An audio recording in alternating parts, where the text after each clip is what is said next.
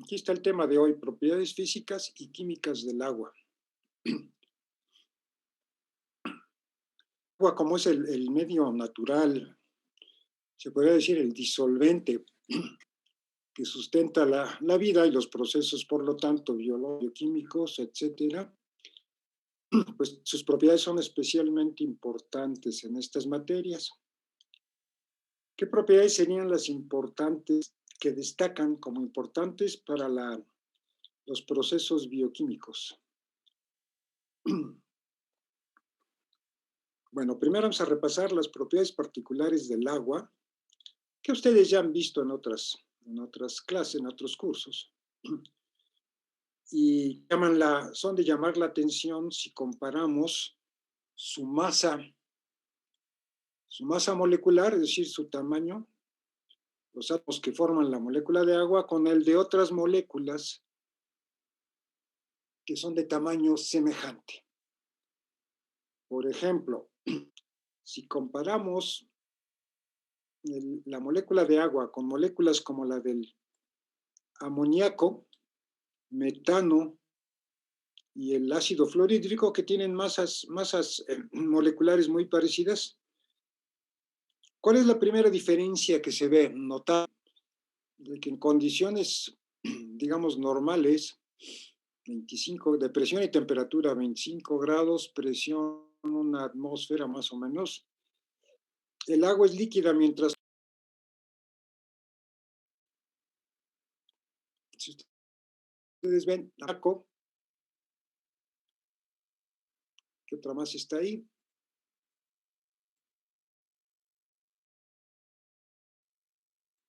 Metano, ácido fluorhídrico. ¿Cuál es el estado físico de estos otros compuestos a 25 grados, presión normal? Gases. Entonces, ya eso nos habla de una diferencia y que adelantan fácilmente a qué se debe. ¿Qué se debe a esto de que el agua sea líquida mientras los otros compuestos son gases?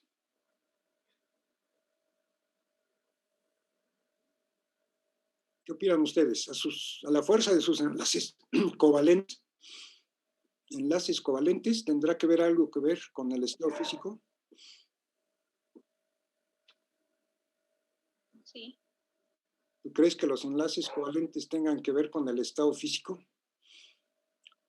¿O son las interacciones secundarias, las llamadas fuerzas de segundo orden, como puentes de hidrógeno, interacciones Van der Waals, etcétera? ¿Cuál crees que sean las fuerzas o las interacciones que determinan el estado físico? Los puentes de hidrógeno, ¿no? Exactamente, que son secundarias, ¿verdad? No son tan fuertes como las covalentes, son bastante más débiles. Pero aún así en el agua forman interacciones muy fuertes por puente de hidrógeno, mientras que estos otros compuestos que tienen la posibilidad, sobre todo uno de ellos, el amoníaco, de formar puentes de hidrógeno, no los forma tan fuertes. Entonces el agua es líquida, los otros compuestos son gases, en las mismas condiciones de temperatura y presión. Y ligado con esto va también estas otras propiedades. Estas otras propiedades que son otras propiedades físicas, propiedades termodinámicas, se pudiera decir, que son capacidad calorífica, entalpías de evaporación y de fusión. ¿Cómo son para el agua estas propiedades? Comparadas con las de otros compuestos, son grandes. Tiene una alta capacidad calorífica y sus entalpías de vaporización y de fusión también son grandes comparados con los de otros compuestos. Y bueno, otra propiedad interesante del agua que tiene que ver con los procesos bioquímicos, biológicos, es su reactividad química como agente que puede realizar reacciones de hidrólisis. Y aquí tenemos los responsables de esas propiedades físicas del agua a nivel molecular. ¿El agua es una molécula polar o no polar? ¿La molécula de agua es polar o no polar? Polar. Polar, muy polar. Tiene un momento dipolar intenso. ¿Por la diferencia de qué? De los átomos que la forman tienen una gran diferencia en electronegatividad. Tienen una gran diferencia en electronegatividad. Mucho más electronegativo el oxígeno que los átomos de hidrógeno. Entonces aquí está, hay cargas parciales positivas hacia los núcleos, hacia los protones, que son los núcleos del hidrógeno, aquí, aquí, y la carga parcial negativa en el oxígeno. Y aquí está cómo se forman los puentes de hidrógeno y su comparación con el enlace covalente. Vean ustedes la distancia. Bueno, primero que nada, a ver, para repasar un poquito, voy a regresar aquí. ¿Qué estructura, qué geometría tiene la molécula de agua? Tetraédrica. Tetraédrica. Tetraédrica. Estos ángulos son de pues cerca de 100 ¿qué? 109 grados, ¿no? Cerca de 109 grados.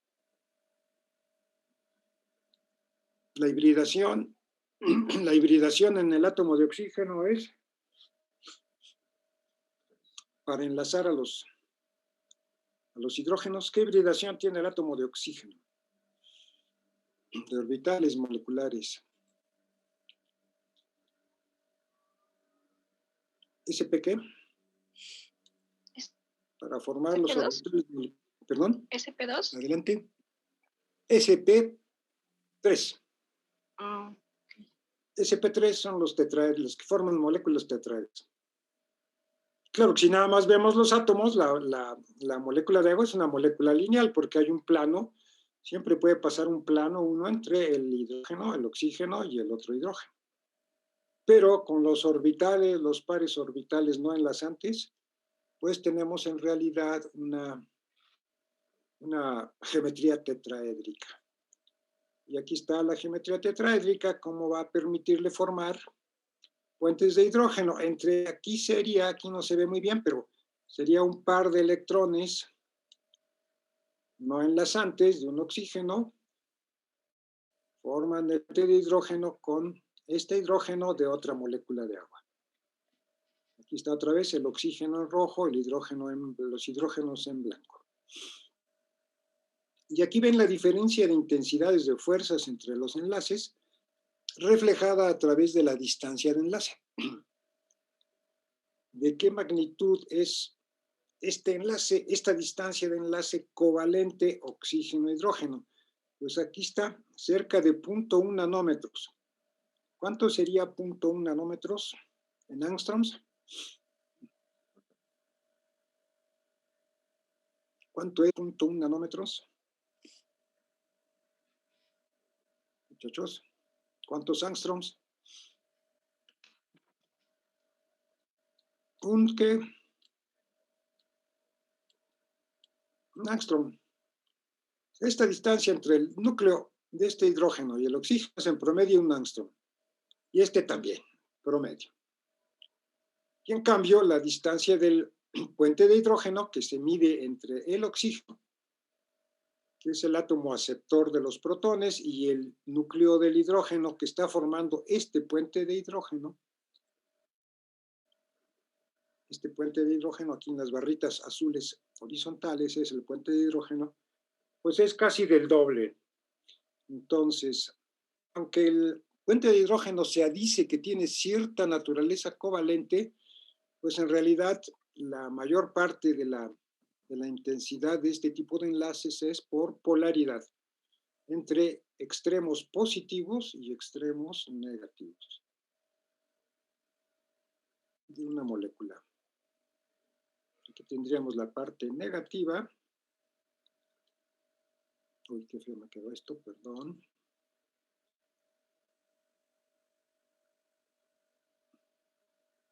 Este sería el par electrónico con su carga negativa y este sería el núcleo de hidrógeno, o sea, el protón con su carga positiva.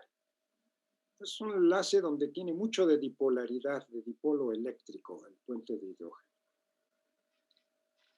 Y esto se ve en la estructura cristalina del hielo. Estructura cristalina del hielo. Son la hibridación sp3 hace que se formen estos sólidos, el cristal de agua sea un sólido tridimensional, no covalente desde luego, sino a través de puentes de hidrógeno, ¿verdad?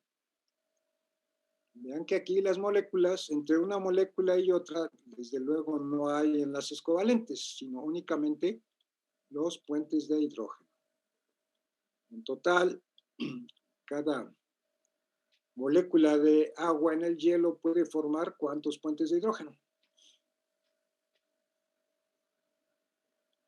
1, 2, 3, 4. Aquí no veo el otro, pero son 4. 2 a través de sus hidrógenos y 2 a través de los pares no enlazantes del oxígeno. Pares electrónicos del oxígeno. Déjenme ver si no ha llegado nadie, creo que no. Entonces, en el hielo, cada molécula de agua forma 4 puentes de hidrógeno. Y aquí entre paréntesis, pues podríamos decir, si esto nos serviría, esta información nos serviría para hacer una comparación ya a nivel cuantitativo de la intensidad de un puente de hidrógeno en promedio, intensidad en energía, comparada con un enlace covalente.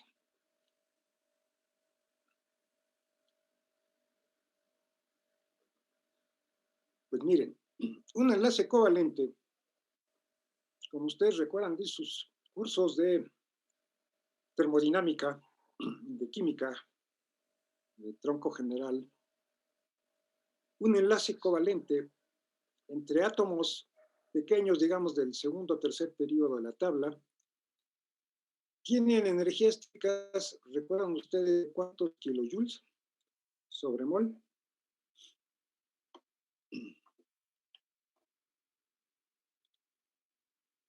Por ejemplo, un enlace de carbono-carbono sencillo. ¿Cuál es la energía de enlace?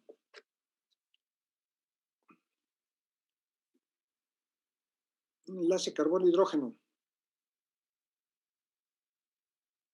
¿Se acuerdan más o menos? Varían. ¿De qué orden están? ¿Dentro de qué orden están? ¿Qué dirían ustedes? Un número, un número.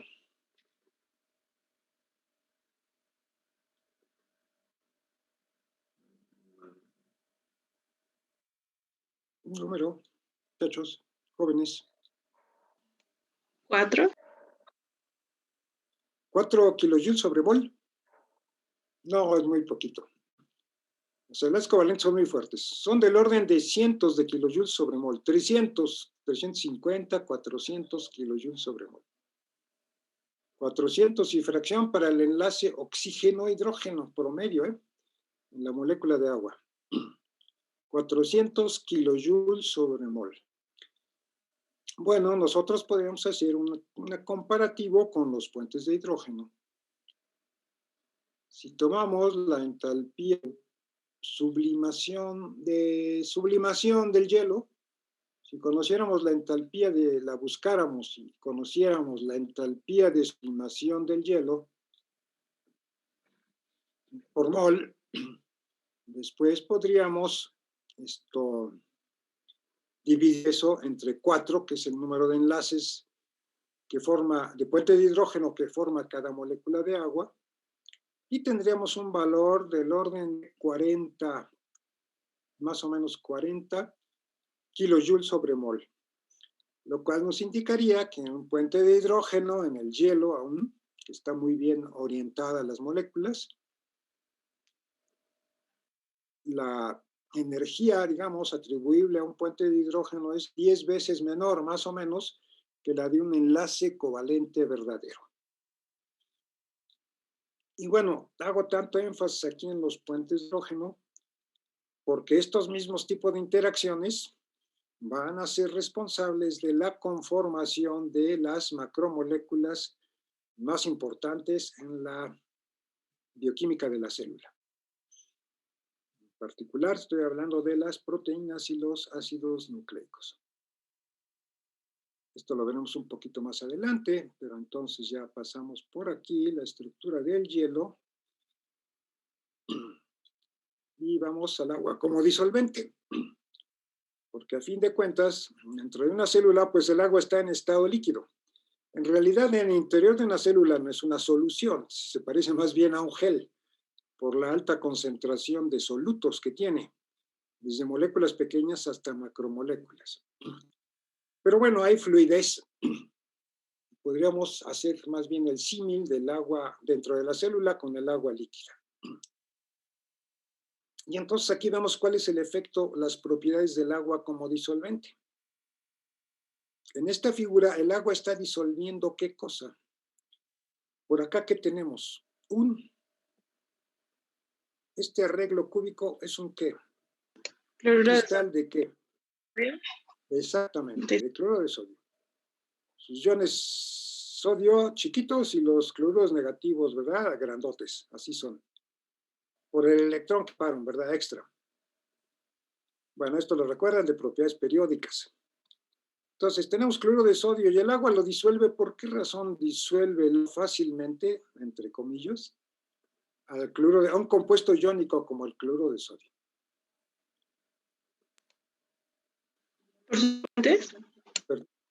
Perdón.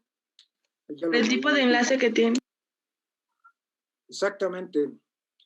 El tipo de enlace es electrostático y las moléculas de agua, al ser muy polares, al formar dipolos, ¿qué ocurre? ¿Cómo están hidratando a los iones? Vean ustedes. Al ion sodio, ¿cómo lo hidratan? Con los oxígenos, ¿no? Interaccionando con los oxígenos, que son la parte negativa de la molécula. Y a los iones cloruro, ¿cómo los hidratan? Se está reorientando para poder rodear a cada ion. Exactamente, con la carga de polaridad opuesta, ¿no? Si el ion es negativo, orientan la parte positiva, que son los hidrógenos. Entonces hay una interacción electrostática favorable, carga negativa con carga positiva. Y al revés, si el ion es positivo, las moléculas de agua se orientan para interactuar con su carga negativa. Entonces, son interacciones de tipo polar. Esas siempre se llaman interacciones de tipo polar.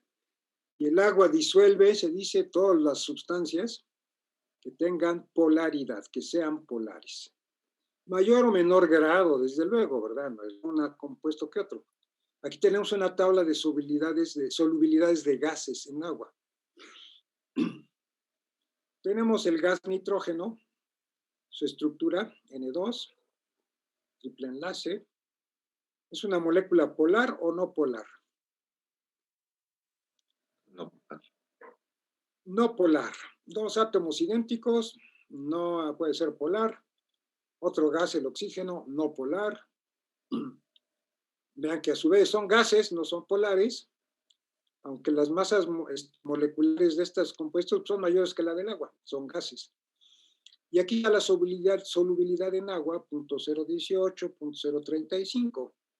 Cuando llegamos al dióxido de carbono, que tampoco es globalmente, no es polar, vemos que la solubilidad del agua aumenta. ¿Por qué aumenta la solubilidad en agua del dióxido de carbono?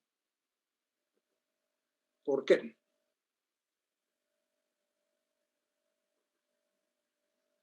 Porque aunque la molécula como tal no sea polar, sí tiene una parte, aquí tiene un pequeño dipolo entre el enlace carbono-oxígeno y este también es un pequeño dipolo.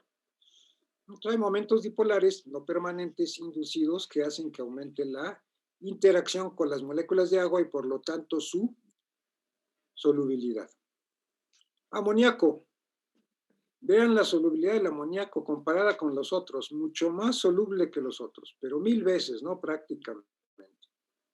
O más de 1000 veces más soluble. Esta, desde luego, ya es una molécula polar. Aquí está indicada su flechita de momento polar, positivo y negativo.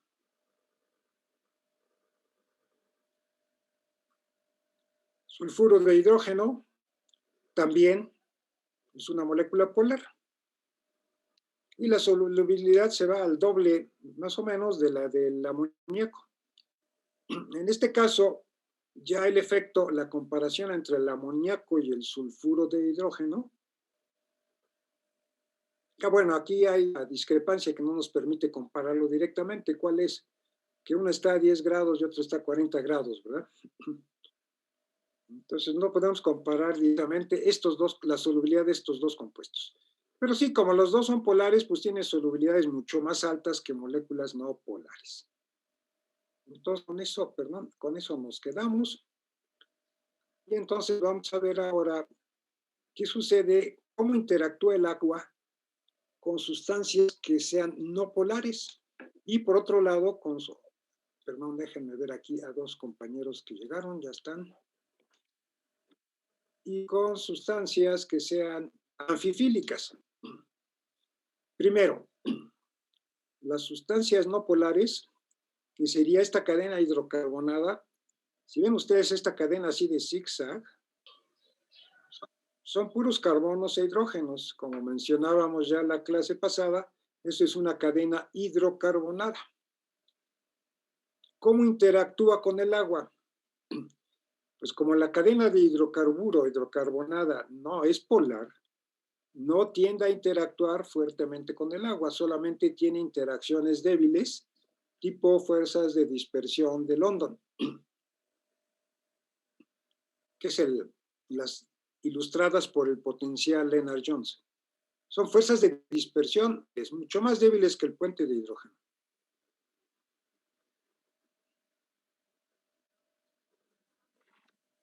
Y entonces no hay una interacción fuerte, pero para solvatar las moléculas de agua tienen que formar aquí estas estructuras ordenadas alrededor de la parte de las moléculas no polares.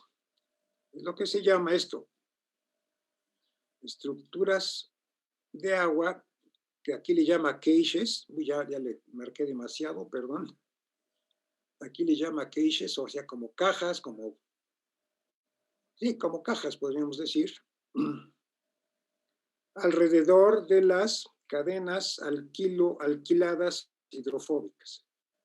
Esto tiene un costo entrópico. El ordenar del agua, las moléculas de agua alrededor de esas estructuras no polares tiene un costo entrópico, es decir, es una disminución de entropía que no se ve compensada por ninguna interacción entálpica, es decir, energética fuerte. Sin embargo, para una sustancia anfifílica, primero recordamos qué es anfifílico. ¿Qué es anfifílico? Ambas propiedades, ¿no? Ambas propiedades de afinidad, querría decir anfifílico. O sea, hidrofóbico es que fobia al agua, que tiene repulsión al agua, que no interacciona fuertemente con el agua. La cadena hidrocarbonada, es la parte hidrofóbica de una molécula anfifílica. ¿Cuál será la parte hidrofílica, la que está acá arriba? Esta la quitamos y nos enfocamos en esta de acá arriba. La parte hidrofílica, ¿cuál es de esta molécula? ¿Qué tenemos aquí en este extremo?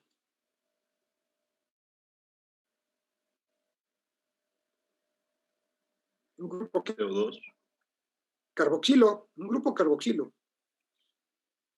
Un carboxilato que es polar, que tiene carga negativa en agua. Entonces, esta parte hidrofílica sí interactúa favorablemente con el agua. Estas moléculas anfifílicas son entonces aquellas que tienen una parte no polar, hidrofóbica, y una parte polar, hidrofílica. Y se llaman en general detergentes. En particular, si recuerdan ustedes de la clase pasada, esta molécula que estamos viendo aquí Lo voy a volver a marcar aquí en negro. Esta es la cabeza hidrofílica, un grupo carboxilo, y lo demás es una cadena hidrocarbonada en zigzag. Esto es un ácido, ¿qué? ¿Cómo se llama? Ácido graso. Ácido graso. Una larga cadena hidrocarbonada y en el extremo, uno de los extremos, un grupo carboxilo, eso es un ácido graso. Eso es parte de los lípidos. Aquí estaríamos tratando de disolver un lípido en agua y se disuelve hasta cierto punto, formando estructuras muy curiosas que dependen desde luego de la concentración del lípido, del ácido graso en el agua. Entonces aquí está como en la figura de arriba la dispersión de los lípidos en agua. Se dispersan, pero poco. Y cuando aumenta la concentración de lípido, las partes no polares, que son estas en amarillo, tienden a ¿qué? A interactuar unas con otras porque ahí así eliminan la superficie expuesta al agua y el costo entrópico de ordenar moléculas de agua alrededor de las cadenas hidrocarbonadas disminuye. Y si se sigue aumentando la concentración de lípido, pues entonces tenemos estructuras ya como las micelas, donde es una partícula cuasférica o esférica, con cierta dinámica, pero es esférica, donde las cabecitas polares, los grupos carboxilos están aquí exterior, interaccionando favorablemente con el agua, y todos los grupos no polares están hacia el interior, en lo que se llama una especie de efecto hidrofóbico. Seguimos. Esto, bueno, no, perdón, regreso un momentito. Y los detergentes, la acción detergente de compuestos anfifílicos se debe precisamente a que pueden interactuar con sustancias no polares por un lado, pero también con el agua por el otro. Entonces, digamos que un detergente es capaz de solubilizar parcialmente una molécula de grasa de un lípido, formar micelas, que son estas, y eliminarla si la grasa está adherida, absorbida en un tejido como una tela o algo así, forma estas micelas y las elimina del tejido. Entonces, sería algo así como la acción detergente de las sustancias anfifílicas. Pero el agua, bueno, también es importante ya a nivel más específico en la interacción de una enzima y el sustrato. En este caso, siempre que una enzima, ya estamos hablando de reacciones catalíticas, interacciona con su sustrato, aquí tenemos sustrato y enzima, estos van a estar solvatados parcialmente, al menos. Y entonces una componente importante de la interacción enzima-sustrato es la desolvatación de una superficie. La desolvatación de una superficie para que puedan interaccionar el sustrato y la enzima y llevar a cabo la enzima su actividad catalítica. Esta desolvatación es entonces importante tomarla en cuenta cuando se habla de la afinidad de una enzima por su sustrato.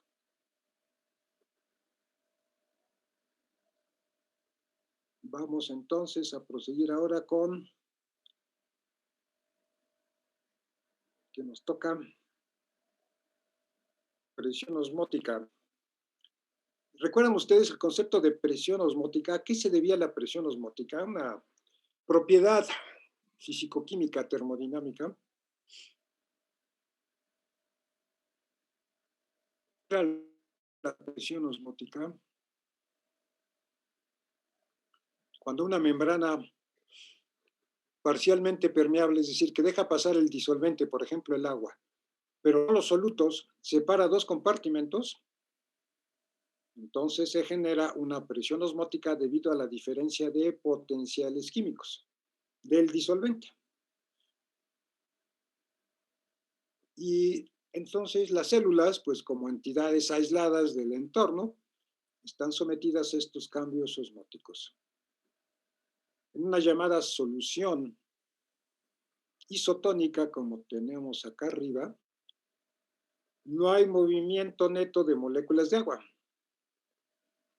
Es decir, por principio de cuentas, el agua no puede entrar libremente a las células. Tiene canales adecuados, especiales, proteínicos para poder entrar. Pero bueno, igualmente si la concentración de solutos fuera y dentro de la célula y fuera de la célula es igual, no se generará ninguna presión osmótica. Pero cuando hay cambios, por ejemplo, cuando la célula se pone en una solución hipertónica, donde hay mayor concentración de soluto fuera que dentro, va a haber un movimiento neto de moléculas de agua hacia afuera y la célula se va a arrugar, a colapsar, a encoger. Y con esto pierde su viabilidad, desde luego. Profesor. Sí, dime. ¿Qué significa isotónica? De igual tono, de igual tonalidad, pero quiere decir que se refiere en este caso a la concentración de solutos de los dos lados del compartimento, en este caso dentro y fuera de la célula. Eso sería isotónico. Hipertónico sería que la concentración de solutos es mayor fuera de la célula. Entonces, como les decía, el agua tiende a salir. La diferencia es simplemente de potencial químico. Tiende a salir y la célula se colapsa. Y en una solución hipotónica, donde la concentración de solutos es menor afuera que adentro, entonces, ¿qué va a pasar? El agua tiende a ¿qué? A entrar a la célula, la expande y eventualmente puede, ¿qué es? La célula se hincha, aquí dice swells, y eventualmente burst. ¿Qué será esto de burst? Burst. Explota. Explota, efectivamente. Entonces, por eso siempre se trabaja uno con células. A nivel de células individuales de organismos, es muy importante tener en cuenta que hay que tratarlas en soluciones isotónicas para que ni se colapsen ni exploten. Claro, a veces se pueden querer explotar las células cuando se quiere extraer alguna enzima o alguna orgánulo del interior, pues las células pueden ponerse en una solución hipotónica para que liberen, se exploten, se rompa la membrana y liberen sus contenidos. Esta figurita es de, ¿qué pasa qué creen que sea esto? ¿Qué pasa con una plantita? Dependiendo de la humedad del medio ambiente. Se le conoce según yo como la dormilona y tiene sensibilidad, ¿no? Sí, exactamente, pero ¿por qué crees que sea esta diferencia de esta figura a esta figura? Por la luz. ¿Qué es lo que está causando que la luz es lo que está causando puede que ser se la luz cierre o se abra? Pero debe ser el tacto, ¿no? El tacto también, pero ¿qué otra cosa? Estamos hablando del agua. ¿Qué creen que otra cosa pudiera causar? ¿La hidratación? ¿La humedad? Exacto. Sí. En un medio seco, para no perder humedad, ¿qué le pasa a la plantita? Pues se cierra, ¿no? Aquí la tenemos. Porque todos los organismos uni- y pluricelulares debemos mantener más o menos cierto contenido de agua. Entonces hay que mantenerlo. Las plantas cactáceas que viven en el desierto con poca humedad generalmente tienen hojas. A ver, muchachos que estudian biología. ¿Los cactus? Los cactus sí. Sí, son ¿Tiene espinas. hojas? Bueno, Sí, son hojas modificadas las espinas. Exactamente. O sea que presentan muy poca, ¿qué? Muy poca superficie a la transferencia de agua, ¿no? A ver, ¿estoy en lo correcto? ¿Tú qué crees? Digo, tú sabes más de eso seguramente, pero a ver, dime. Lo hacen para no perder tanta agua, ¿no?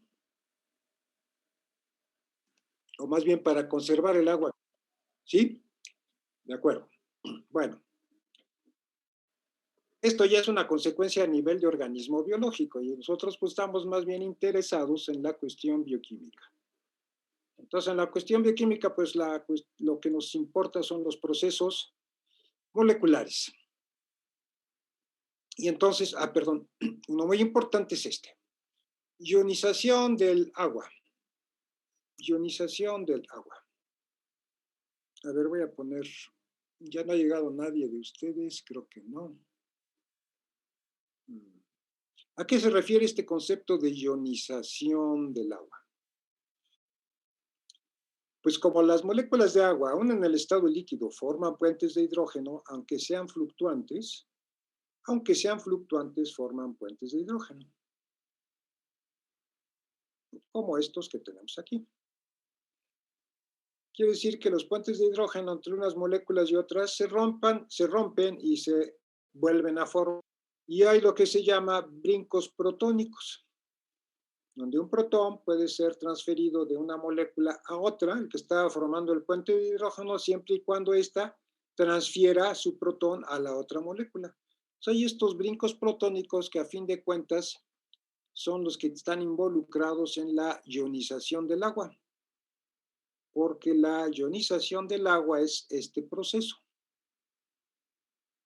Escrito molecularmente, este es el proceso de ionización del agua. Considerando dos moléculas de agua, reaccionan entre sí. ¿Y aquí qué pasó en la ionización del agua? Una molécula le cedió un ¿qué a otra? Electrón. Un protón. Claro, un protón, ¿verdad? Le cedió un protón y formó este ion que se llama, ¿cómo se llama este? A ver, lo voy a señalar aquí. Litio. ¿Cómo se llama este? ¿Perdón? Hidronio. No, es el ion Otra hidronio. vez, perdón. Es que, perdón, a ver, ¿cómo mencionaste? Ion hidronio, profesor. Hidronio, ion hidronio, exactamente. H3O más, con carga más. ¿Y este otro? Un hidroxilo. Es la base. Ajá. Sí, es un hidroxilo o oxidrilo, como quieran, ¿verdad? Y todo esto lo define, estos dos iones es lo que define el pH de las soluciones.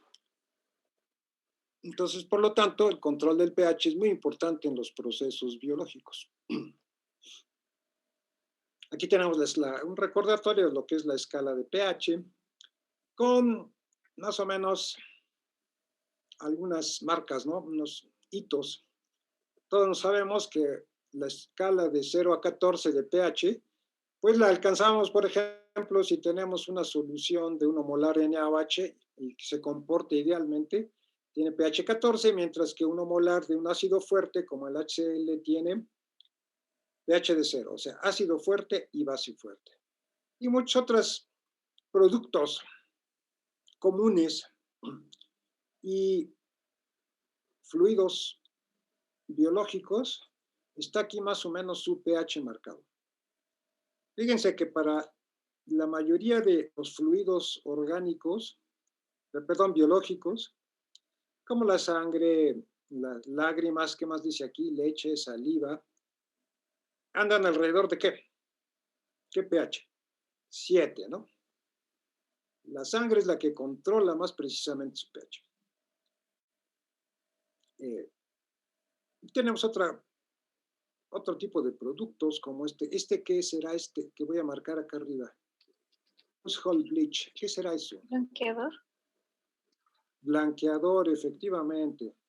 Esos blanqueadores a base de hipoclorito, ¿verdad? Ya tiene un pH bastante alto. Y las soluciones de amonía, que en español sería amoníaco. Soluciones de amoníaco. Y por el otro lado, interesante es ver un fluido de un organismo que tiene un pH muy bajo, es este aquí, que es el ¿qué? Jugo gástrico. Jugo gástrico. pH bajísimo, un poquito arriba de 1. Y bueno, otra serie de productos que conocemos. Aquí está la Coca-Cola, vean esto. Bueno, no la Coca-Cola, los bebidas de cola. ¿pH de qué? ¿Cuánto? De 3. 3, por ahí de 3. Muy ácidos, muy ácidos. Debido a que tienen una gran cantidad de ácido, ¿qué? Fosfórico, creo yo. ¿No es En ácido fin, carbónico, esta es la escala de pH. ¿Perdón? ¿No es ácido carbónico? ¿Otra vez? Ácido carbónico, ¿no? Del refresco. Sí, también, claro, del ácido carbónico, del CO2 disuelto ahí. Pero la Coca-Cola especialmente tiene también ácido fosfórico. Bueno, tendríamos que checarlo. Pero sí, las dos cosas, el ácido carbónico, desde luego, baja el pH, ¿verdad? De hecho, adelantito vamos a ver un problema con el sistema regulador del ácido carbónico. Ahorita seguimos con los puntos generales de ionización y tenemos la disociación de un ácido, como recuerdan ustedes. Perdón, este es el disociación de un ácido AH para dar A- el anión y un protón, aunque en realidad el protón sería un ionhidronio, ¿verdad? El protón como tal no existe libre, sería muy pequeño, entonces se asocia a las moléculas de agua y sería aquí como poner H3O. Es decir, la ecuación equivalente sería AH más H2O igual a A- más H3O. Pero pues una manera de abreviar esto más fácil es esta. Y de ahí, de esta ecuación de química de disociación, cuando esto está en equilibrio, llegamos a definir una constante de acidez. Viendo la reacción de aquí hacia acá, de disociación constante ácida, que se llama Ka. Este es el Ka. Y cuando la definimos como menos logaritmo de Ka, eso es el pKa. Entonces tenemos, voy de nuevo, perdón. Voy de nuevo. pH igual a pKa más log de A menos entre HA. Esta es la famosa ecuación de ¿quién? Henderson, Hasselbalch, que no es otra cosa más que la ecuación de equilibrio transformada a escala logarítmica para trabajar a escala logarítmica números más fáciles de comprender a primera vista, como son el pH y el pKa. Entonces, ¿qué es el pKa? ¿Qué quedamos que era el pKa? El pK es el logaritmo, es el menos logaritmo de la constante de acidez. Efectivamente, así es. Y aquí tenemos los pKs junto con las constantes de acidez de varios ácidos.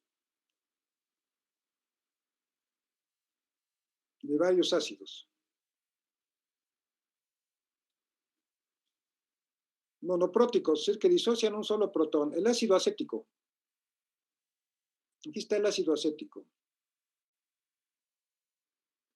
Su K, su constante de acidez es un 74 por 10 a la menos. A ver, déjenme poner esto más grande. Y ya lo están viendo más grandecito, ¿verdad? Uy. Está. Constante de acidez del ácido acético, 1,74 por 10 a la menos 5. ¿Cuál es el pK? Menos 4.76. O sea, si tomamos el menos logaritmo de la constante de acidez, nos da 4.76.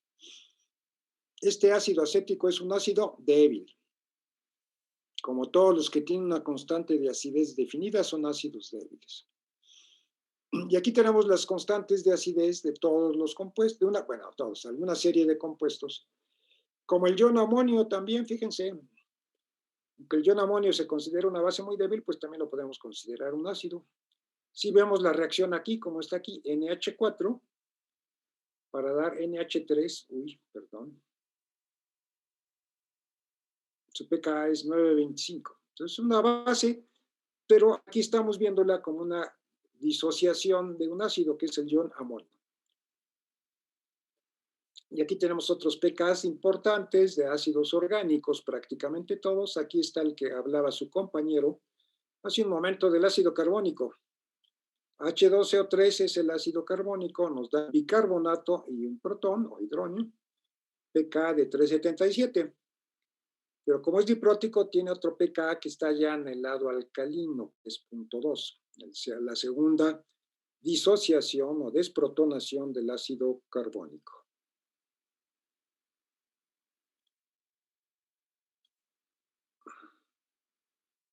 La glicina, que ya es un aminoácido, aquí está su pKa del grupo carboxilo, es 234, y el pKa del grupo amino, amonio, acá, amina primaria, es 960.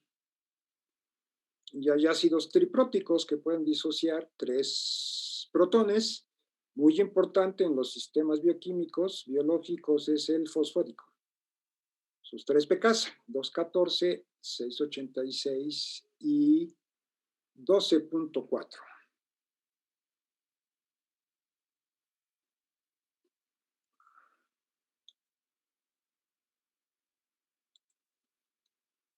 Ay, perdón, ¿qué dice aquí? Aquí estoy. Entonces, después de ver esto, pasamos ya a analizar con el conocido ejemplo del ácido acético, lo que sería la disociación ácida del ácido acético CH3COOH para dar ion acetato y cediendo un protón, donde este protón pues queda en solución o puede ser captado por un OH y formar una molécula de agua. Y de regreso al acetato puede protonarse y formar el ácido acético. Y aquí está la definición importante del Ka, de qué es Ka. Como toda constante de equilibrio,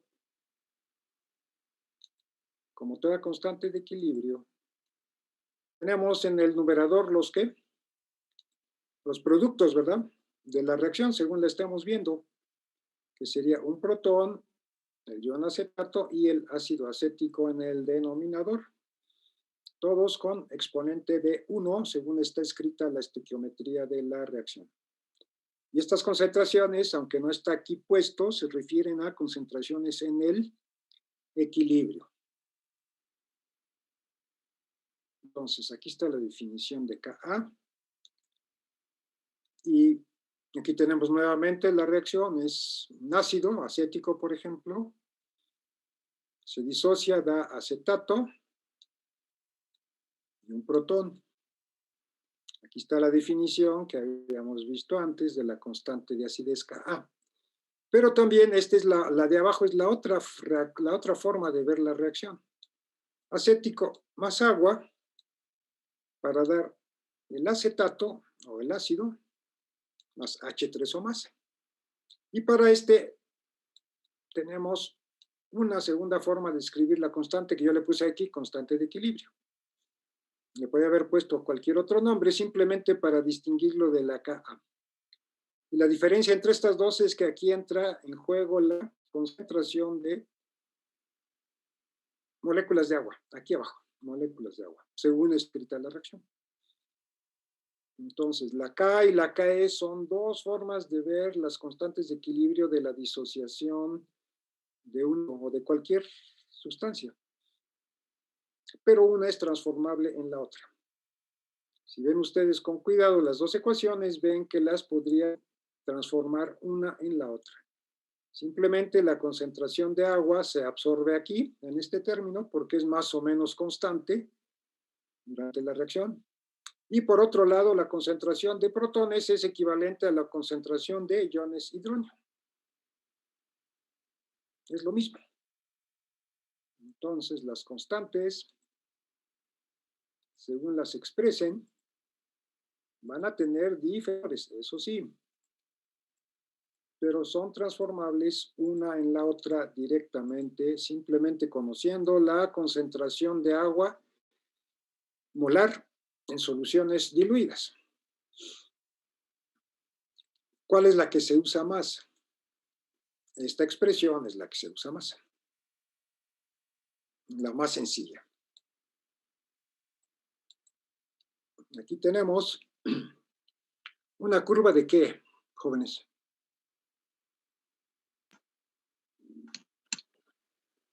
De titulación, ¿verdad? ¿De qué ácido?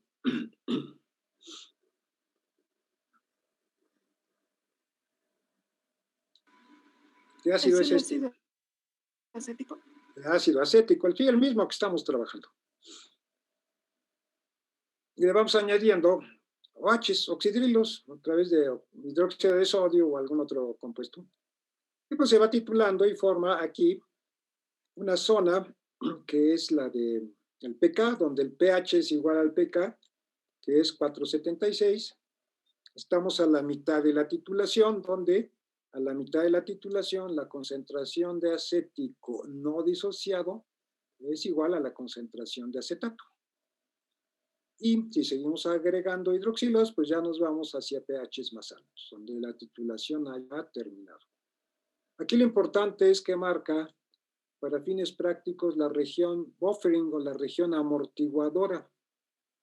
Es decir, la región amortiguadora es aquella en la que una solución de un ácido y su base conjugada, o sea, acético y acetato, resisten más los cambios de pH.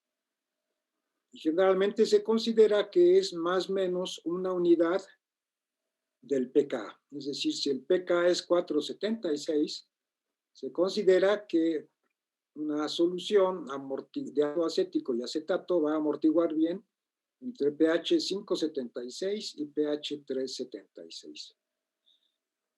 Claro, esto va a depender también de la concentración de acético y acetato que tengan, ¿verdad?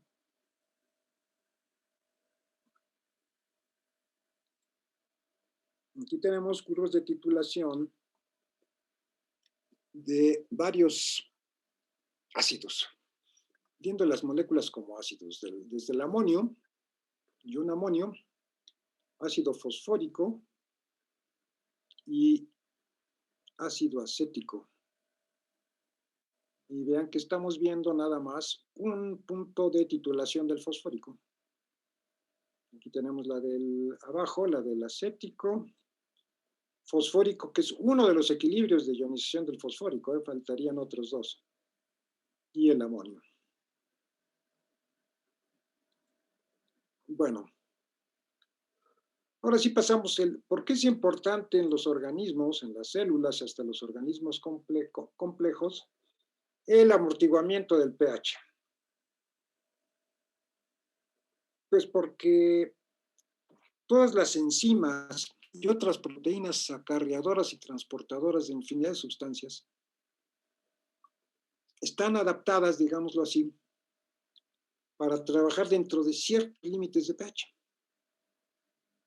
Si nos vamos a extremos de pH muy ácidos o alcalinos, las enzimas, la gran mayoría de las enzimas pierde su actividad, con excepciones como son la pepsina, que es la enzima proteolítica del estómago, que esa está adaptada a trabajar a pH muy bajo, ¿verdad? Al pH del estómago.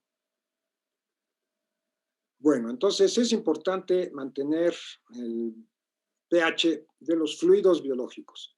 Y tenemos dos sistemas importantes de lo que estábamos hablando, el sistema bicarbonato CO2 y el sistema fosfatos. Uno es más bien de importancia extracelular y el fosfato es de importancia intracelular. Vamos a revisar rápidamente qué pasa con esto.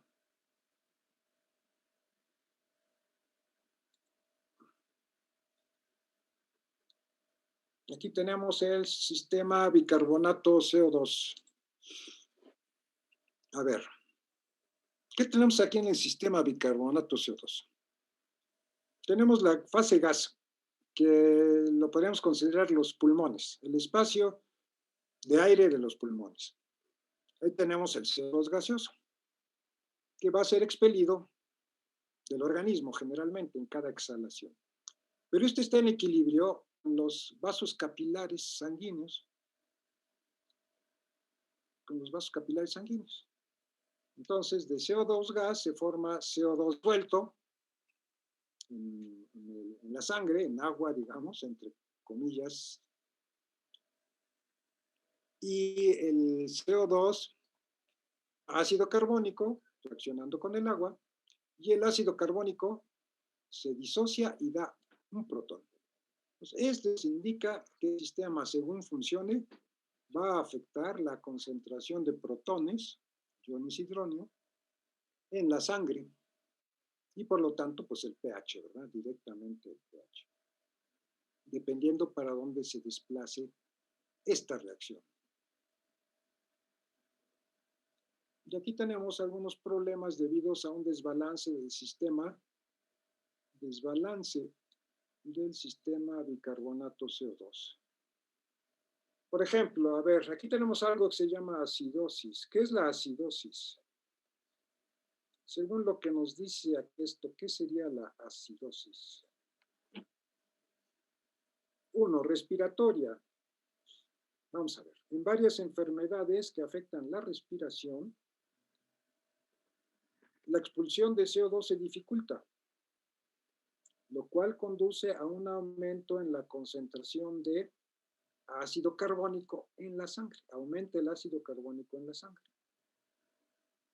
A ver, vamos a regresar entonces a la figura de arriba. Y vamos a ver cómo se generaría esa acidosis. ¿Qué dicen ustedes?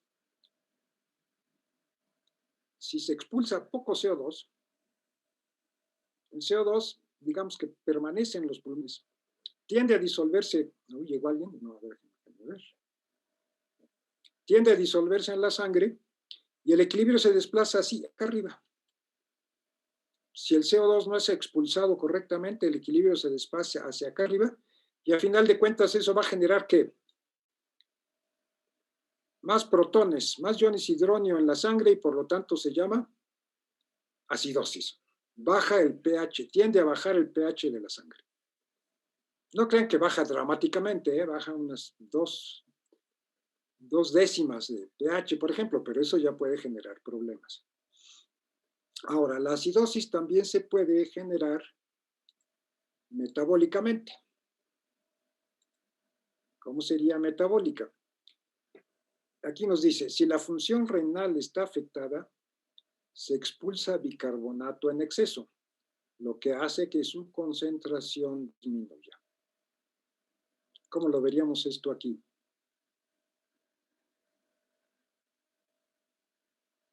Si se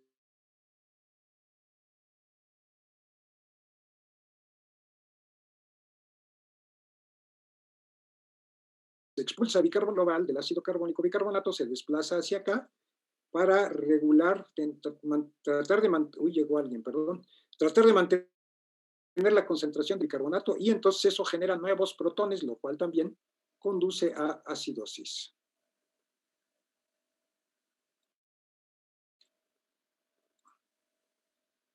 Ahora, ¿qué otros problemas podemos tener? Alcalosis. ¿Qué es la alcalosis?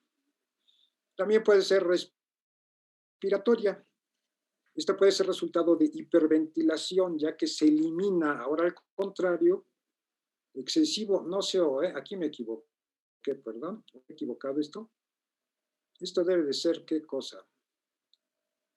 CO, monóxido de carbono, bueno, no, si tenemos monóxido de carbono estamos intoxicados. ¿Qué debe ser aquí en lugar de CO? CO2. Alcalosis respiratoria. Se elimina excesivo CO2. A ver, ¿qué pasa acá? Oh.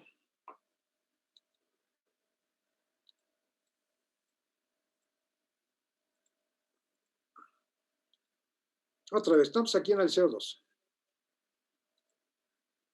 Pero este CO2 se elimina en exceso. Se elimina demasiado. Entonces el equilibrio se desplaza hacia acá. Y al desplazarse en esta dirección, se consumen protones y por lo tanto el pH sube. Eso sería la alcalosis respiratoria. Entonces aquí debe ser CO2, ¿eh? Y por tanto la concentración de bicarbonato disminuye. Y finalmente hay una alcalosis metabólica que puede ser resultado de un vómito excesivo del ácido estomacal. Entonces, esto ya realmente no tiene que ver con el sistema bicarbonato ácido carbónico. Esto ya se refiere a la expulsión excesiva de ácido clorhídrico del fluido estomacal. Bueno, ¿alguna pregunta hasta aquí, muchachos?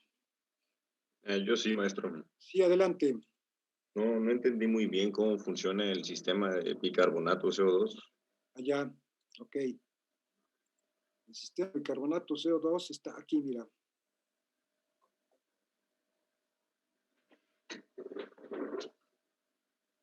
El sistema químico como tal es este, que está en equilibrio. Tenemos, si lo vemos de arriba para abajo, tenemos bicarbonato reacciona con un protón, es la protonación de un ácido y forma el ácido. Protonado es el ácido carbónico, este es el ácido carbónico. Pero este, a su vez, se desproporciona, elimina una molécula de agua. Si aquí tienes H2CO3, eliminas una molécula de agua, ¿te da qué? CO2. O sea, el carbónico se desproporciona, da una molécula de agua y CO2. Y el CO2 disuelto, como es ya menos soluble, tiende a pasar a la fase gas. Tiende a pasar a la fase gas. Entonces, todo en equilibrio, desde la fase líquida, dos reacciones, y una reacción que es el equilibrio CO2 en la fase líquida a CO2 gas. Entonces, todo está en equilibrio. ¿Hasta ahí sí? Sí. Sí, ok. Y pues los sistemas biológicos tienden a mantener estas condiciones de equilibrio. Entonces, como tú sabes, si un sistema que está en equilibrio, tú le eliminas uno de los extremos, de los compuestos que están en los extremos, por ejemplo, lo eliminas en exceso, el equilibrio hacia dónde se desplaza, hacia tratar de mantener esta concentración, ¿no? Entonces el equilibrio vendría reaccionando así, las reacciones se desplazarían acá. Es una forma de expresar el principio de quién en el equilibrio químico. ¿De qué? De Chatelier. Exacto, es una de las interpretaciones del principio de Le Chatelier. Si todo está en equilibrio, aunque sea equilibrio dinámico, está en equilibrio y eliminas uno de los compuestos de los extremos del sistema, el equilibrio se desplaza, se vuelve a ajustar a nuevas concentraciones.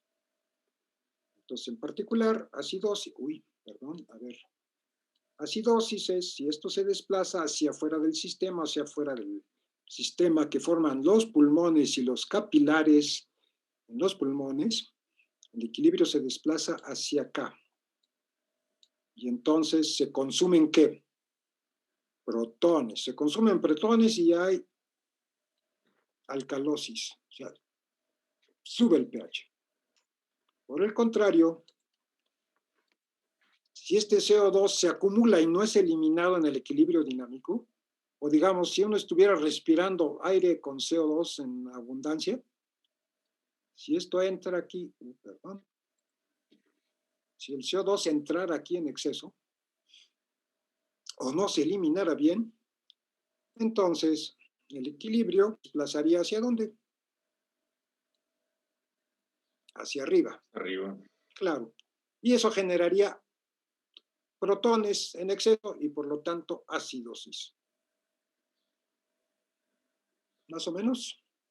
Sí, profe, gracias. De acuerdo. Jóvenes de biología experimental, sí, de acuerdo con estas interpretaciones de la acidosis y la alcalosis. Sí, más o ¿Quiénes? menos. Sí, profe. Más o menos, ¿verdad? Me falla un poco, pero más o menos es lo que han visto en otros cursos. Okay. Entonces aquí recuerden que aquí modifíquenlo ustedes como puedan. Esto es CO2, obviamente, ¿eh? No estamos hablando de monóxido de carbono para nada. Es CO2. Y acá, de este lado es bicarbonato. Ok. Perdón, ácido carbónico. Ácido carbónico.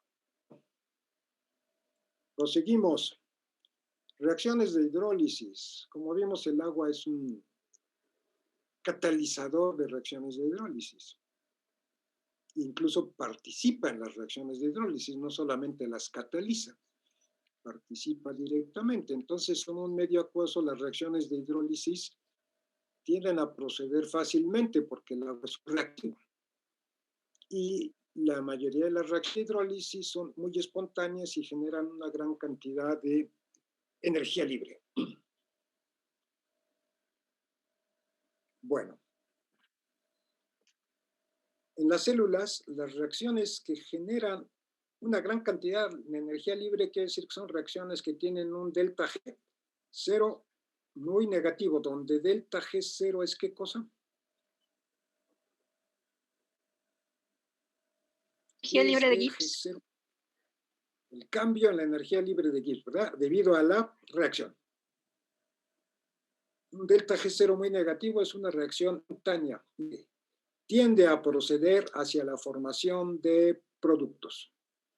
Estas reacciones de hidrólisis especialmente, con que tienen un delta G especialmente negativo, son las hidrólisis de los enlaces fosfoanhidrido y acilfosfato. Y son muy importantes porque aquí tiene que ver la hidrólisis del ATP. Aquí tenemos precisamente los enlaces fosfoanhidrido y acilfosfato. Entonces, el ATP al hidrolizarse libera gran cantidad de energía libre y esa energía libre se usa para acoplarse a otras reacciones que, digamos, por decirlo así, consumen energía libre, que son generalmente reacciones de síntesis. Aquí tenemos un fosfoanhidrido. Esto es un fosfoanhidrido, dos ácidos fosfóricos en cadena forman el enlace fosfoanhidrido, que sería este.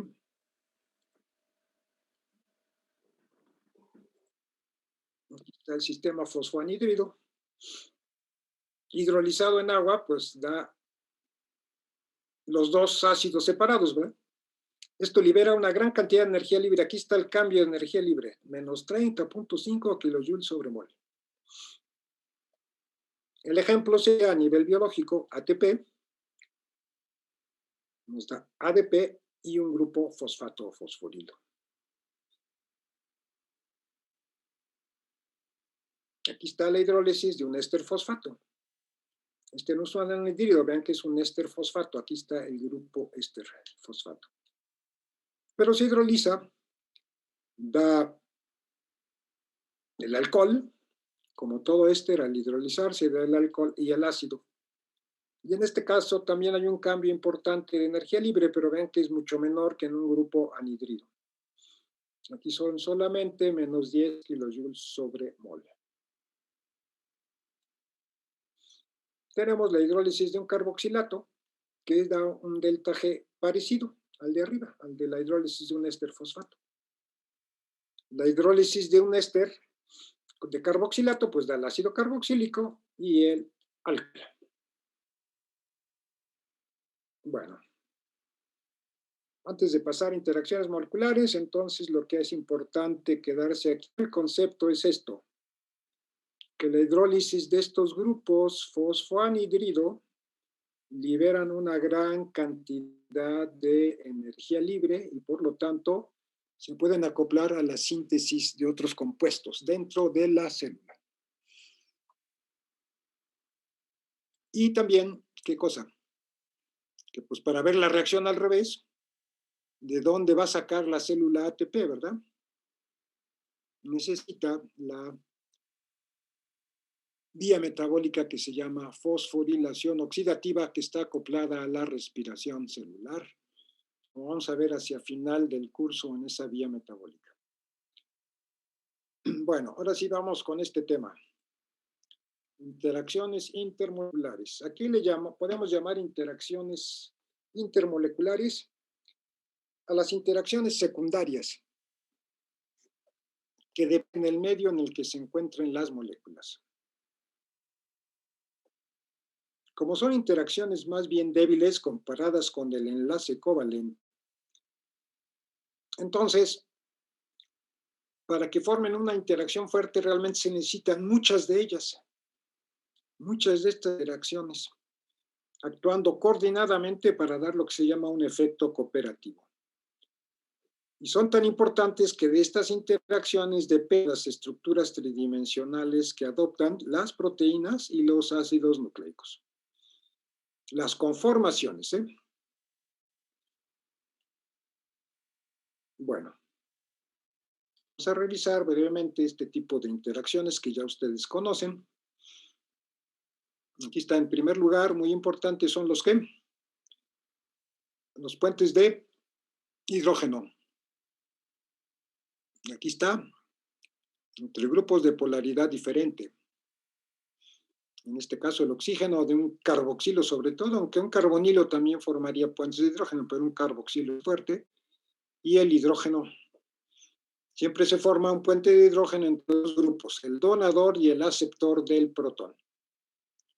Por ejemplo, entre enlaces peptídicos, que son los enlaces que forman las proteínas, forman este tipo de puentes de hidrógeno. Lo vamos a ver después ya en la estructura de las proteínas, como las estructuras llamadas secundarias están estabilizadas en gran medida por los puentes de hidrógeno. Tenemos otro tipo de interacciones secundarias que son las iónicas, que aquí no se ve bien, vamos a ponerlo grande. Aquí está, donde dice aquí atracción. Uy, perdón. Atracción, una carga positiva, un grupo con carga positiva, un amino cargado, con uno negativo. Esta es pura atracción electrostática. O repulsión, desde luego, si las cargas son iguales, ¿verdad? Positivo, positivo o negativo, negativo. Y tenemos las interacciones hidrofóbicas, que esas dependen del agua. Dependen directamente del ordenamiento del agua alrededor de grupos no polares, como ya habíamos visto al inicio de la clase. Finalmente, las interacciones que aquí le llama Van der Waals, que realmente serían las fuerzas de dispersión de London, que esas son universales y se dan siempre atractivas entre dos átomos que estén muy próximamente ubicados.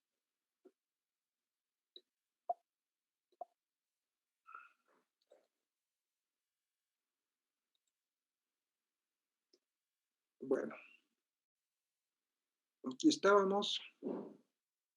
No, aquí no es cierto. ¿Dónde estamos? Sí, aquí. Revisión rápida de fuerzas de atracción. Y aquí tenemos algunos ejemplos de ¿qué? Biomoléculas con grupos polares y no polares, según existen en la pH 7. Por ejemplo, aquí tenemos glucosa. Glucosa es un monosacárido, un carbohidrato. Viendo todos los grupos OH que tiene la glucosa, ¿ustedes qué dirían? ¿Polar o no polar?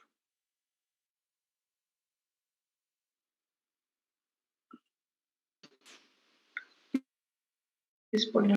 Polar, claro, ¿verdad? Polar.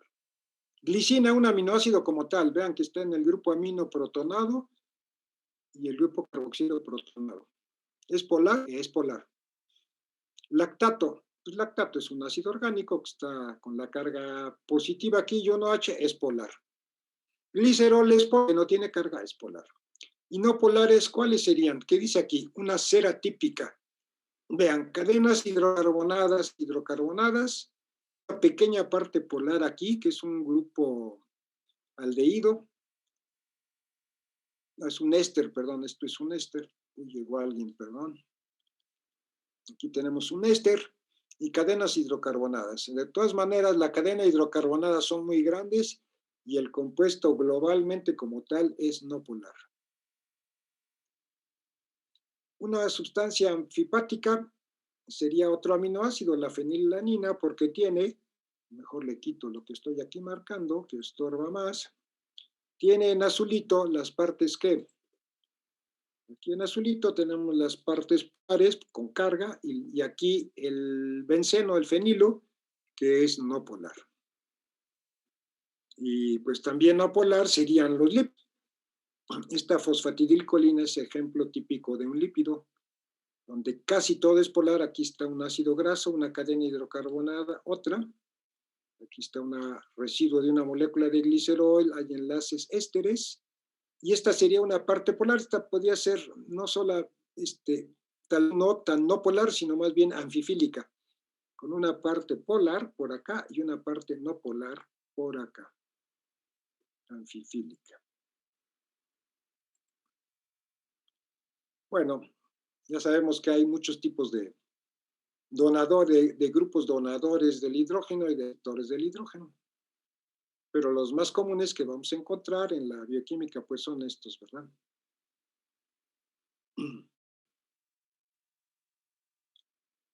1H es un donador del hidrógeno y un CO es un aceptor del hidrógeno, pero también NH puede ser donador y 1H aceptor. Aquí hay una gran variedad de tipos de puentes de hidrógeno.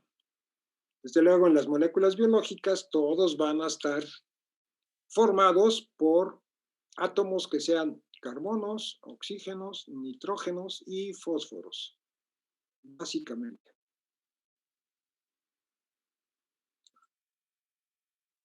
Aquí están los tipos de enlaces de puente de hidrógeno que se pueden dar. Entre un grupo hidroxilo de un alcohol y el agua, también el agua pues participa en los puentes de hidrógeno. Entre un carbonilo de una acetona y el agua, aquí está la acetona y aquí está el agua. Entre dos péptidos, muy importante en las proteínas, dos grupos peptídicos. Aquí está el CO, después vamos a ver la estructura de las proteínas, lo que son los grupos de amida, y aquí está el NH, donador y aceptor. Y esta también importantísima, que es entre dos bases de ¿qué? Del DNA. Estas son las bases nitrogenadas que forman parte del DNA y que se acoplan siempre específicamente de la forma A con T y de la otra, ¿cuál es, muchachos? Biología experimental, ayúdenme. Guanina. ¿Perdón? Con citosina. Guanina, citosina. Exactamente, guanina con citosina. ¿Y el uracilo? Con la timina. ¿Uracilo? Con Con adenina. timina. Con adenina. El uracilo entra en lugar de la timina, ¿no? En el RNA. Sí. Bueno, exacto. Entonces, aquí está. Lo importante es apareamiento específico entre bases nitrogenadas. Se da básicamente por la selectividad, lo dan los puentes de hidrógeno. Y esto es importantísimo porque de esta manera se conserva y se transmite la información genética. Bueno, proseguimos. Efecto hidrofóbico. Aquí trata otra vez de explicar, o vamos a tratar de explicar el efecto hidrofóbico. ¿Qué sería el efecto hidrofóbico? Bueno, vamos a ver del lado derecho, del lado izquierdo. Aquí tenemos lo que dice clústeres de agua flickering, o sea, fluctuantes, en la fase bulto del agua, o sea, el agua líquida como tal, forman puentes de hidrógeno, se deshacen los puentes, se forman otros, hay moléculas libres, etc. O sea, hay una gran libertad conformacional, a pesar de que hay varios puentes de hidrógeno en promedio en cada momento. Si ustedes le ponen una molécula como, a ver, déjenme regresar acá. hasta acá, hasta acá, hasta acá. Una molécula como un compuesto, perdón, no molécula, un compuesto como el hidróxido de sodio, perdón, cloro de sodio. El agua tiende a interaccionar favorablemente con los iones, simplemente por tener cargas opuestas, culómbicamente, como se dice. Extremos negativos del agua con el ion positivo y los positivos con el negativo. O sea, ya hay una interacción fuerte que es de tipo de energía o entálpico. Se dice de energía o entálpico. Favorece la solubilidad del compuesto iónico en agua. Pero aquí cuando uno trata de solubilizar un compuesto que no es iónico, ¿qué ocurre? Estas son cadenas hidrocarbonadas, como decíamos, aquí lo ven, estas son cadenas hidrocarbonadas. Carbonos e hidrógenos que no son polares, entonces esto no interacciona fuertemente con el agua. Sus interacciones son muy débiles, tipo de dispersión de London. Entonces, eso no favorece la disolución del compuesto. Solamente estos compuestos anfifílicos sí tienden a solubilizar, pero nada más por la cabecita hidrofílica que tiene carga negativa. Pero todo el cuerpo del compuesto, esta gran cola hidrocarbonada, no interacciona favorablemente con el agua. Y entonces, para disolverse, entre comillas, el agua tiene que ordenarse alrededor de estas partes. Estas moléculas de agua se ordenan alrededor de las colas hidrocarbonadas y al ordenarse ahí están disminuyendo la entropía del sistema. Y una disminución de entropía es desfavorable para la interacción, o sea, tiende a que el delta G sea positivo. El delta G de solubilidad sea positivo. ¿Se acuerdan ustedes? A ver si me sale aquí. Delta G 0, por ejemplo, o cualquier delta G, es igual a ¿qué? Una de las ecuaciones más famosas del equilibrio químico, de la termodinámica, delta H menos delta G igual a delta H menos delta S por T. T delta S, efectivamente. Entonces, si hay un ordenamiento de las moléculas de agua para tratar de solvatar la cola hidrocarbonada, quiere decir que la entropía disminuye. Tiene un signo negativo. Con este signo negativo de acá se hace positivo. El delta G es positivo debido a esta contribución entrópica. O sea que la sustancia hidrocarbonada tiende a no disolverse en agua. Porque además la interacción debida al cambio de entalpía, que sería la interacción directa de los grupos hidrocarburo con el agua, es muy débil. O sea que en este caso, delta H cuenta muy poquito. Y la que domina este efecto es el delta S, que hace que el delta G sea positivo. Y entonces la molécula hidrocarbonada no es fácil, no es muy soluble en el agua. Y eso es lo que se llama el efecto hidrofóbico. Entonces, si ustedes ponen moléculas así, hidrocarbonadas, no polares, lo que va a pasar con un aceite, por ejemplo, de ácidos grasos, una mezcla de ácidos grasos, es que estos tienden a interaccionar unos con otros para eliminar el ordenamiento de las moléculas de agua alrededor. El efecto neto es que no hay solubilidad o hay muy poca solubilidad de cualquier compuesto no polar en agua. Ese es el llamado efecto hidrofóbico, que tiene su parte importante, muy importante en la conformación de las proteínas globulares, como vamos a ver después. Ustedes recuerdan, seguramente, cuál sería, en términos generales, la solubilidad de varios compuestos en agua. Tratan de disolver una gasolina. ¿Qué es una gasolina? ¿Qué será una gasolina? ¿Un hidrocarburo? Un hidrocarburo, efectivamente. Es una mezcla de octano, nonano, más o menos, ¿no? Diferentes proporciones. Eso es, ya son líquidos. Son líquidos porque ya la cadena es grande. Traten de disolverla en agua. ¿Se disuelve en agua? Pregunta. ¿Se disolverá en agua? No. No, se disuelve muy poco, casi es imperceptible. Lo mismo ocurre con cualquier otro hidrocarburo, hexano, ciclohexano, etcétera. No son solubles en agua. Por esta cuestión del efecto hidrofóbico. Las cadenas hidrocarbonadas tratan de, vaya, no es que traten ellas, sino que se disminuye la energía libre del sistema si se excluyen estas partes hidrocarbonadas del agua. El efecto neto es no solubilidad. Un aceite, ¿qué será un aceite comercial? Aceite no para coche, bueno, también para coche, no, un aceite comestible. ¿De qué estará formado un aceite comestible? ¿Son ácidos grasos? Ácidos grasos, efectivamente. Una mezcla de grasos de cadena ya grande, ¿verdad? Bueno, desde 12 hasta 20 carbonos, más o menos. Pero también, esos tengan el grupo carboxilo. La parte hidrocarbonada es tan grande que predomina el efecto hidrofóbico y se solubilizan muy poco en agua. Se forman dispersiones. Tratan de solubilizar un aceite, se dispersa un poco, pero espontáneamente se vuelven a formar las gotitas de aceite, ¿verdad? Al ponerlas en agua.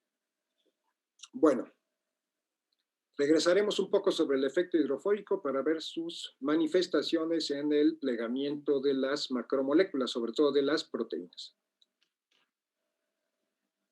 Por lo pronto aquí terminamos esta clase. ¿Tienen alguna otra pregunta, muchachos? ¿O pasamos a ver alguna duda sobre el cuestionario? Sí, por favor. ¿Ya vieron el cuestionario? ¿Ya vieron el cuestionario? Ya. Jóvenes, ¿ya vieron el cuestionario 1? Sí, Yo no, ya lo profe, ¿dónde revisó. está el cuestionario 1? Yo no lo he visto, perdonen. Aula Virtuami. Ah, vale. En Virtuami está. Gracias. Virtuami está y hay que entregarlo a más tardar el martes. Sí, ¿verdad? Martes, sí. Sí, Martes de la profesor. semana entrante. Bueno. Entonces, ¿alguna duda? ¿Quieren que veamos el Por favor, cuestionario? sí, Profesor. Profe, yo tengo una voy a duda. cambiar esto. ¿El cuestionario Sí, cómo dime, se va a sobre entregar? ¿Se va a entregar en PDF o cómo se va a entregar? O PDF o Word, como quieras, lo subes en Virtuami. Oh, ok, muchas gracias. Sí, PDF o Word son los dos tipos de archivos. ¿De acuerdo? Bueno. Vamos a ver el cuestionario.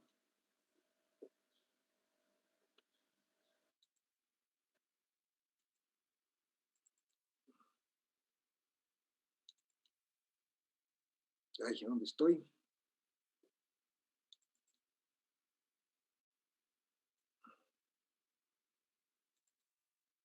Cuestionario 1, aquí lo tengo en Word, pero bueno, ahí está. Un poquito, pero ahí va.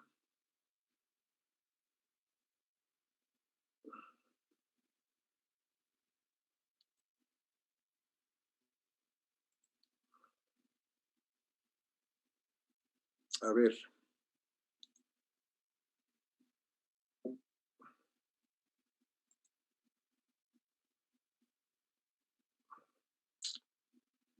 Un momentito, por favor.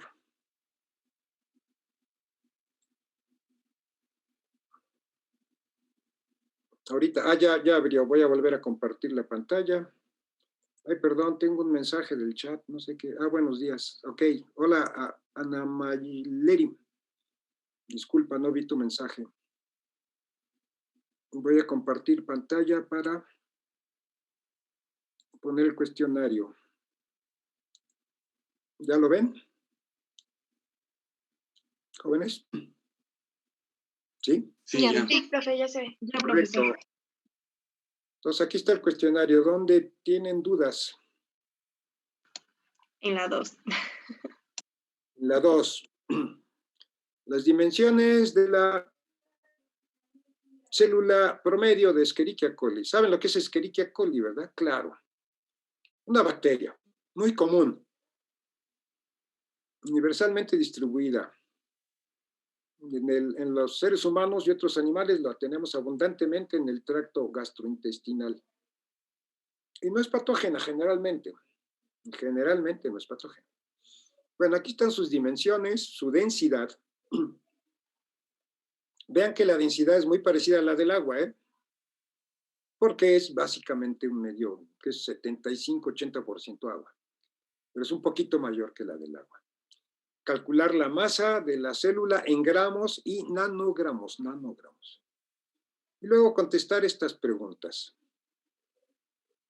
¿Cuál es el cociente de la masa de una persona de tamaño medio? O sea, de 65 kilogramos más o menos.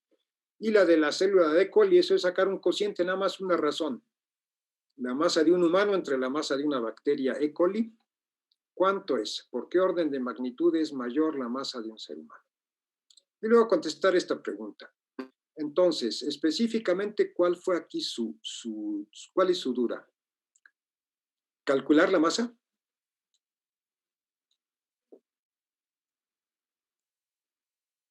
¿Jóvenes? Sí, profesor. ¿Sí tuvieron duda ahí en calcular la masa? ¿Sí? ¿O no? A ver, ¿de qué orden les dio la masa? ¿Cuánto les dio? ¿Cuántos nanogramos les dio?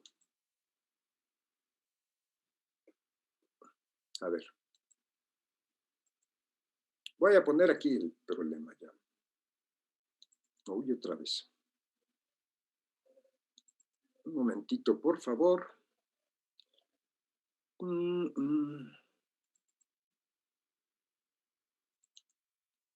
Aquí están los cálculos del cuestionario 1. ¿Lo están viendo, Sí. muchachos? Sí, profesor. Ok. Aquí está un cilindro aproximadamente, ¿no? 3 micras de alto, una micra de diámetro, en la base, la densidad. Aquí está cómo calcular el qué. Primero calculamos el volumen. ¿Cómo se calcula el volumen de un cilindro? Pi por radio al cuadrado es el área de la base por h la altura. Y me da, según esto, 2.36 más o menos micras cúbicas. ¿Qué es una micra? Una micra es 1 por 10 a la menos 6 metros. Y entonces aquí en la segunda línea lo convierto a metros cúbicos. 10 a la menos 18 metros cúbicos. Y luego lo convierto a mililitros. Con la conversión de mililitros a metros cúbicos. Un metro cúbico es igual a 1000 litros. Y un litro es igual a 1000 mililitros. Entonces aquí entre paréntesis está la equivalencia de mililitros a metros cúbicos. Entonces, aquí estamos. Usamos la densidad después para calcular masa es igual a densidad por volumen y aquí está el resultado. 2.6 por 10 a la menos 12 gramos, que son 2.60 picogramos. Este es el resultado que deben obtener.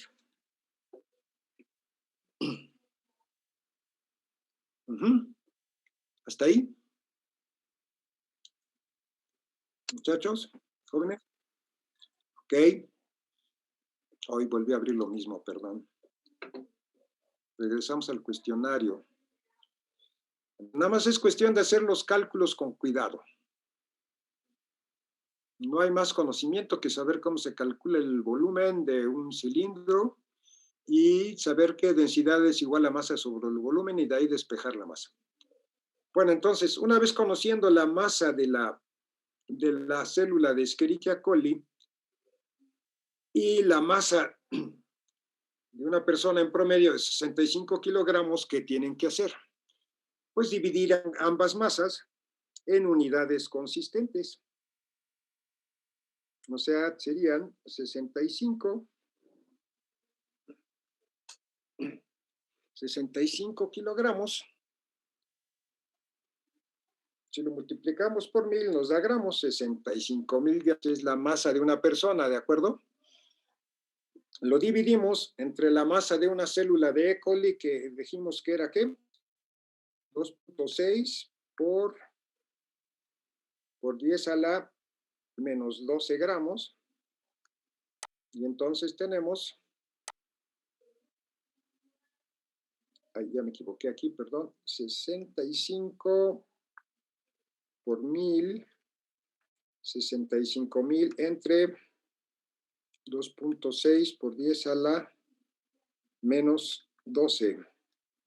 Da del orden de 10 a la 16 veces, según yo. O sea, es mucho mayor la masa de una persona que la de una simple célula bacteriana. Y ahora lo siguiente en el cuestionario es, con ese resultado del cálculo anterior, ¿será esto cierto? Que se dice que el cuerpo humano puede llegar a albergar cerca de 40 millones de células bacterianas. Eso es lo que se dice, ¿no? Esos números por ahí, más o menos 40, 30, 20, 10, etc. Pero de ese orden. O sea que estamos llenos de células bacterianas. Hay más células de bacterias en nuestro organismo que células humanas. Claro que las células humanas son más grandotas.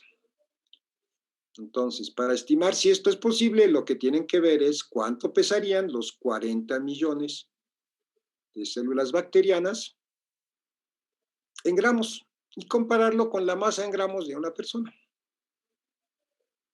Y si es un 1%, un 2% o menos, pues sí sería lógico, ¿verdad? Que pudiéramos contener ese número de...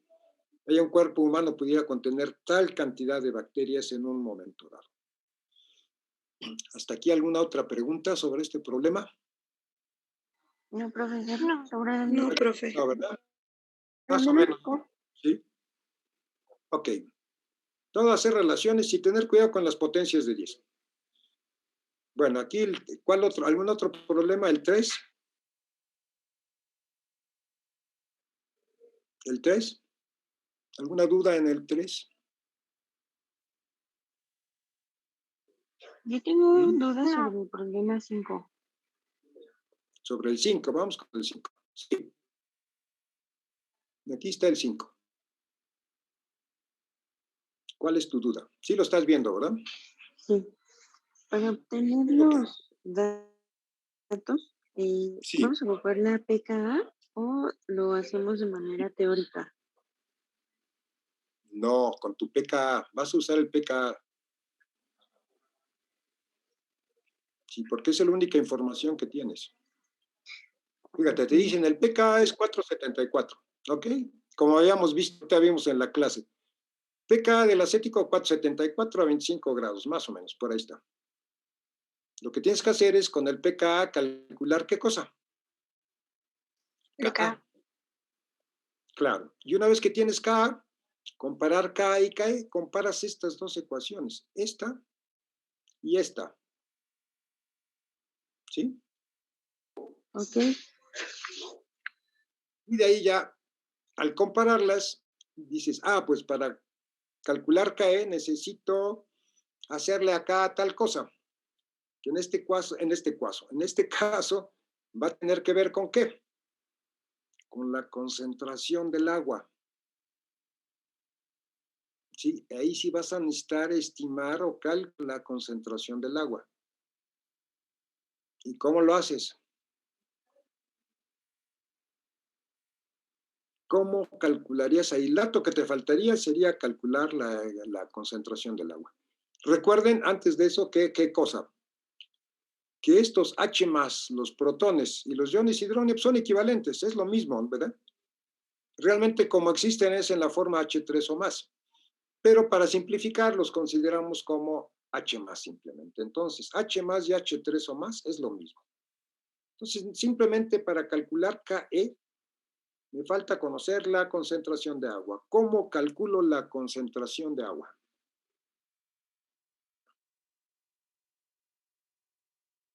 Molar, concentración molar de agua.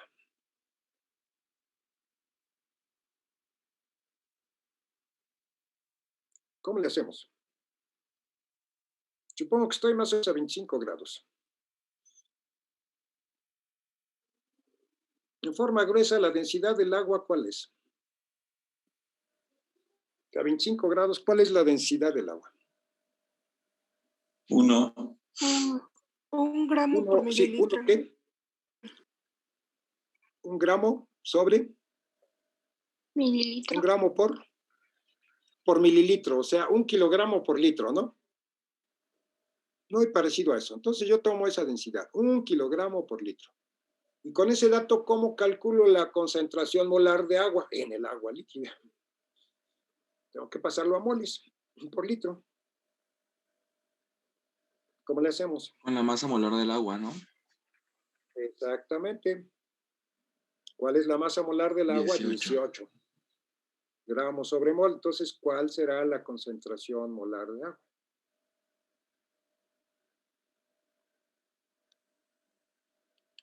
¿1000 gramos entre 18? 55.6, ¿no? Sí. Chequen ahí la concentración. Bueno, eso ya lo pueden hacer ustedes. Les va a dar del orden 55.55, 55.6 molar, y ya. Y con eso, con ese valor ya resuelven el problema completamente. Profesor, aquí el pKa es de 474. ¿Sí está bien o es el de 476? Sí, tomen este. Tomen 474, el que está aquí. ¿De acuerdo? Y recuerden que esto es válido porque estamos suponiendo que el ácido acético está disuelto en agua, ¿verdad? Claro. Ok. ¿Algo más sobre el cuestionario, jóvenes? Profe, en la 1, cuando dice lo de orden de magnitud, ¿a qué se refiere exactamente? A orden de magnitud es potencia de 10. Eso es un orden de magnitud. ¿En qué órdenes de magnitud? O sea, por ejemplo, si el cociente entre una cosa, yo tengo una regla que mide 1 metro y un objeto que mide 1 centímetro, ¿cuál es el orden de magnitud que le para? O sea, ¿cuál es su cociente? Divides 1 metro ¿entre qué? 1 metro son 100 centímetros. Entre 1 centímetro es 100. Se dice que están a 2 órdenes de magnitud, una potencia de 2 en el 10. O sea que un objeto es 10 a la 2 veces más grande. Ese 2 es el orden de magnitud. O simplemente pueden ponerlo en potencias de 10, ¿eh? O sea, la respuesta aquí puede decir, pues un humano es 10 a la tantas veces mayor que una bacteria. Eso es considerando una sola escala, ¿eh? Es decir, una sola dimensión. Que aquí está muy fácil, ¿no? Porque es, fíjense, según este esquema, pues el cuerpo humano es del orden de 1, pues tomen 1 metro, como estamos en números gruesos, 1 metro en la micra, ¿cuál es la potencia de 10 de su cociente? O sea, si dividen 1 metro entre una micra, ¿cuánto les da? 1 por 10 a la que... A la menos 6. 1 metro entre una micra. A una En el numerador, 1 millonésima metro. parte. Bueno, si es al revés, una micra entre 1 metro sí es una millonésima, pero 1 metro entre una micra es 10 a la 6 veces, ¿no? En el numerador 1 metro y en el denominador una micra, ¿de acuerdo? Eso es 10 a la 6. O sea, un ser humano en números gruesos es 10, tomando una sola dimensión, es 10 a las 6 veces mayor que una bacteria. Ya si uno considera la masa, entonces ya la cuestión cambia, es mucho más. ¿Alguna otra pregunta sobre esto?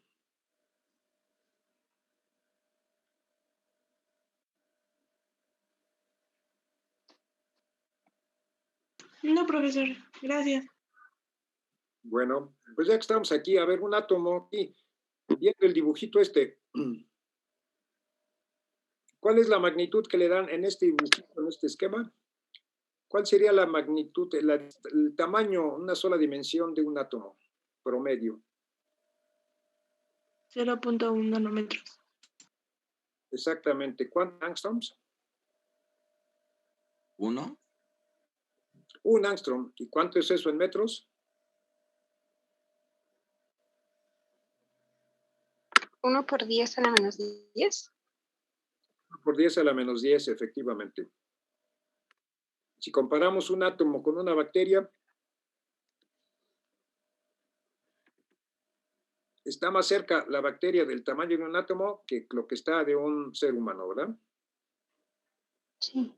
Bueno, simplemente para hacer comparaciones, pero ya eso no está en el cuestionario, o sea que lo olvidamos. ¿Alguna otra pregunta sobre el cuestionario, jóvenes? Muchachas, muchachos. No, maestro. No, El profe. test- no, ¿verdad? Ya está todo bien. Correcto. Bueno. Recuerden que esto se entrega más tardar el martes entrante. Y este viernes pues seguimos con el tema de ¿qué nos toca?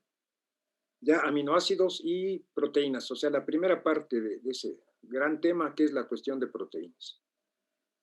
Entonces, eso nos toca la clase del miércoles. ¿De acuerdo? Sí, profe, gracias. Bueno, si no hay más, por mi parte yo me despido, que estén todos ustedes muy bien.